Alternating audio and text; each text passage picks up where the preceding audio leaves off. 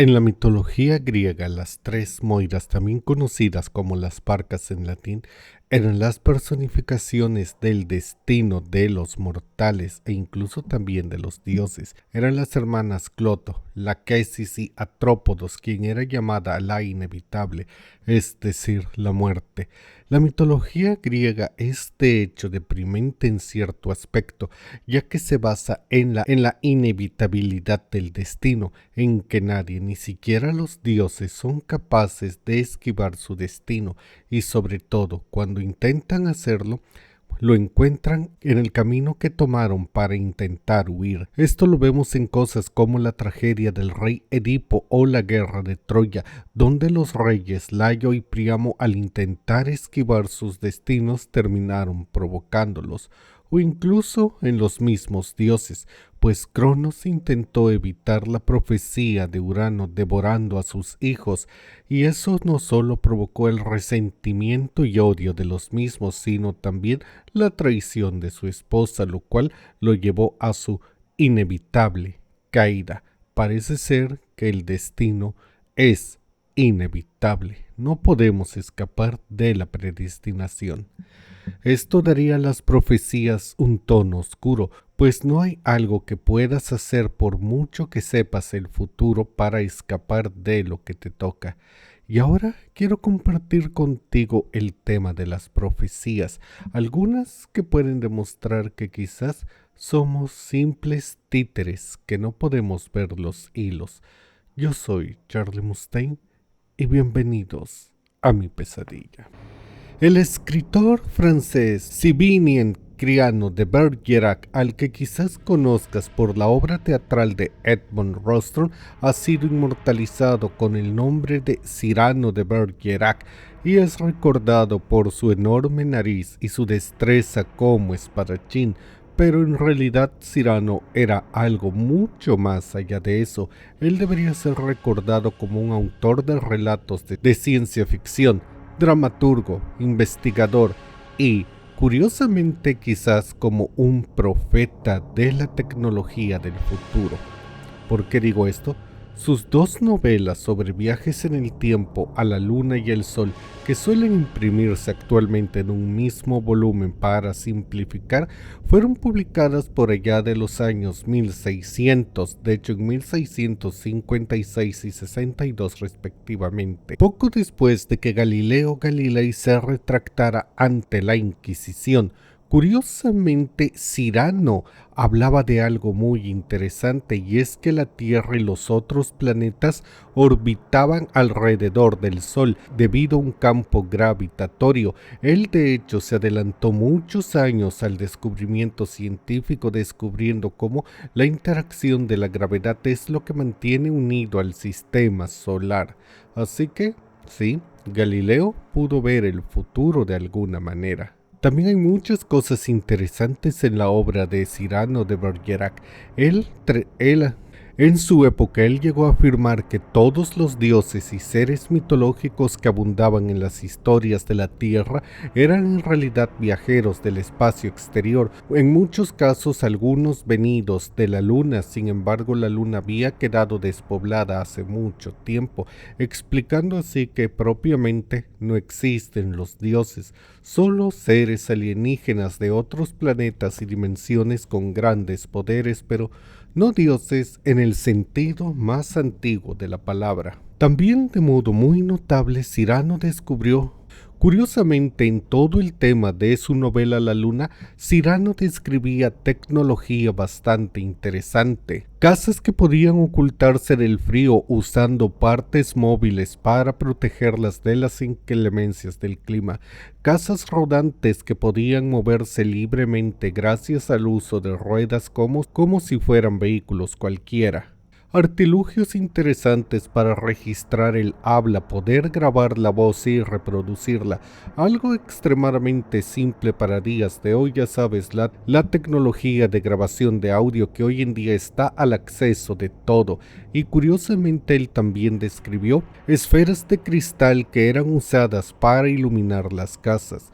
De alguna manera él pudo prever en los años 1600, mucho antes que otros escritores de ciencia ciencia ficción, casas rodantes, la tecnología de grabación de voces y la electricidad.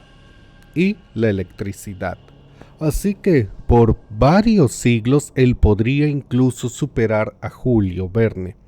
Quizás fuera simplemente demasiada imaginación, pero quién sabe. Quizás el espadachín de la nariz larga sabía algo que nunca quiso compartir. Si una persona sueña que va a morir en una determinada situación y después tiene todo el buen cuidado de evitarla, ¿habría modo de saber si esa advertencia es falsa o si está realmente cavando su propia tumba? Eso es una frase muy interesante y es parte del tema con el que empecé el video, cómo al intentar escapar del destino únicamente lo encuentras en el camino. Y hay un ejemplo perfectamente documentado de esto. Una noche de julio de 1750, Robert Modris, padre de una persona del mismo nombre que se ocupó de importantes asuntos financieros durante la Revolución estadounidense, soñó que iba a morir por el fuego de un cañón de un barco que pensaba visitar. El sueño lo preocupó extremadamente y se negó a viajar en barco. Al final subió al barco en cuestión solo porque el capitán le dio la promesa de que no dispararía ningún cañón hasta que el bote en el que él iba a bajar estuviera en tierra y Morris estuviera completamente lejos del alcance de las balas de cañón. Evidentemente esto no salió bien, ya que mientras el bote estaba todavía al alcance del cañón en el agua, se dice, y no es broma, que una mosca se posó en la nariz del capitán, quien levantó la mano para espantarla, y este gesto fue interpretado como una señal de que debía hacerse el disparo reglamentario de saludo hacia el puerto, y un fragmento de la explosión alcanzó a Morris y lo hirió fatalmente en algo que bien podría haber sido una escena de la saga de Destino Final.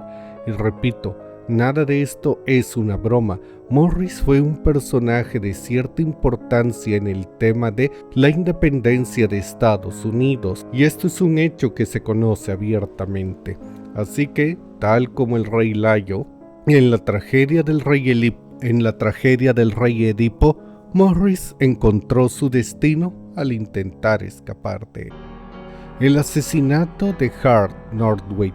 Esta es una historia por demás interesante que fue recogida por el periodista inglés William T. Stead, director de la Pall Mall Gazette y fundador de la Review of Reviews Stead. Este hombre, a pesar de haber sido conocido más que nada como un defensor de los derechos sociales, en sus últimos años estuvo bastante interesado en el esoterismo y se dedicó a recopilar todo lo que podía del tema, y esto lo llevó a conocer la siguiente historia. La historia de George Notway. Él decía que este hombre y su hermano desde el pequeños eran extremadamente unidos. Habían vivido en St. Ingle, una ciudad que ya no existe, en Cornwall, Inglaterra, situada a unos 15 kilómetros del Atlántico, lejos de la antigua ciudad de Trebovina. George y Hart no se habían separado nunca hasta que el primero se hizo marino en la misma época, mientras que Hart se dedicó a los negocios de su padre. Fue en febrero de 1840, estando en su barco fondeado en Santa Elena, que George tuvo un extraño sueño que relató de la siguiente manera. Soñé que mi hermano Hart estaba en el mercado y yo con él, sin despegarme de su lado mientras hacía tratos, aunque podía ver y oír cuánto pasaba a mi alrededor. Estaba seguro de que no era mi presencia corporal la que lo estaba acompañando, sino mi sombra, o más bien mi yo espiritual, pero él no parecía darse cuenta de mi presencia. Sentí que mi ser presente de ese extraño modo presagiaba algún peligro oculto que lo acechaba, y yo sabía que mi presencia no podía evitarlo, pues no podía hablar para prevenirlo. Ya tras reunir una considerable suma de dinero, es que mi hermano inició el regreso a casa. Mi terror iba creciendo a medida que Hart se acercaba a la aldea de Polkerro, hasta que de verdad entré en completo frenesí al verme incapaz de avisarle de algún modo a mi hermano y evitar lo que iba a suceder. De pronto advertí dos oscuras sombras que cruzaban el camino. Aparecieron dos hombres, en los que al instante reconocí a cazadores furtivos que vivían en un bosque solitario cerca de St. Ingles. Ambos le dieron cortésmente las buenas noches. Él contestó y entró en conversación con ellos acerca de un trabajo que le había prometido. Al cabo de unos minutos le pidieron dinero.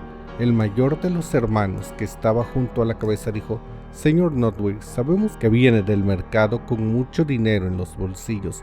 Somos gente desesperada y no va a irse de aquí hasta que tengamos ese dinero, de modo que désnoslo». Mi hermano, sin responder, le dio un latigazo y espolió el caballo contra él.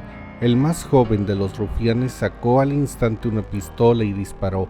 Hart cayó muerto en la silla y uno de los villanos le tensó la garganta durante unos minutos, como para asegurarse de su muerte y exprimir cualquier partícula de vida que pudiera quedar en mi pobre hermano. Los asesinos ataron al caballo a un árbol y, tras desvalijar el cadáver, lo arrastraron aguas arriba, escondiéndolo bajo una saliente de la orilla.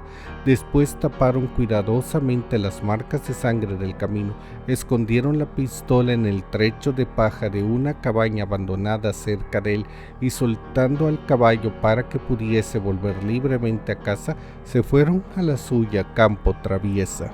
Y como te estarás imaginando, esto no fue para nada un sueño. Hart había sido realmente asesinado y el crimen había causado gran horror e indignación, y las autoridades no habían ahorrado esfuerzos para descubrir a los asesinos y llevarlos ante la justicia. Se sospechó de inmediato de dos hermanos apellidados Hardwood.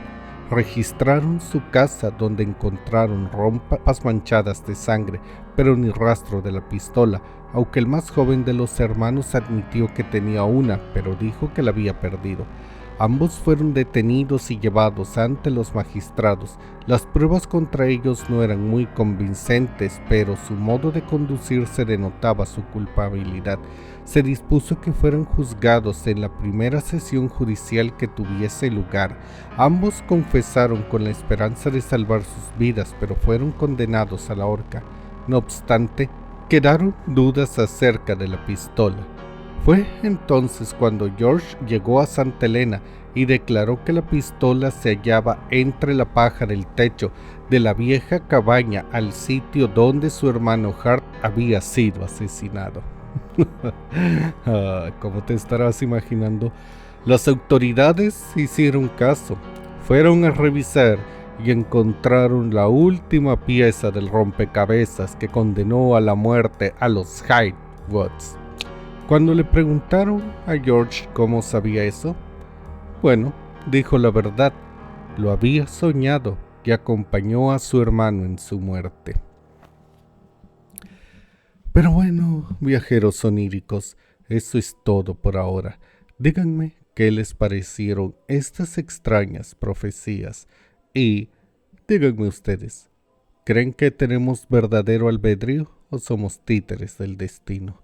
Déjenme todas sus opiniones en la caja de comentarios, y si este video les gustó, denle que compartan. Yo soy Charlie Mustaine y si llegaron hasta aquí, déjenme un comentario donde digan profecía, y cuando lo veas le daré un corazoncito. Y recuerda que esta noche te veré en tus pesadillas.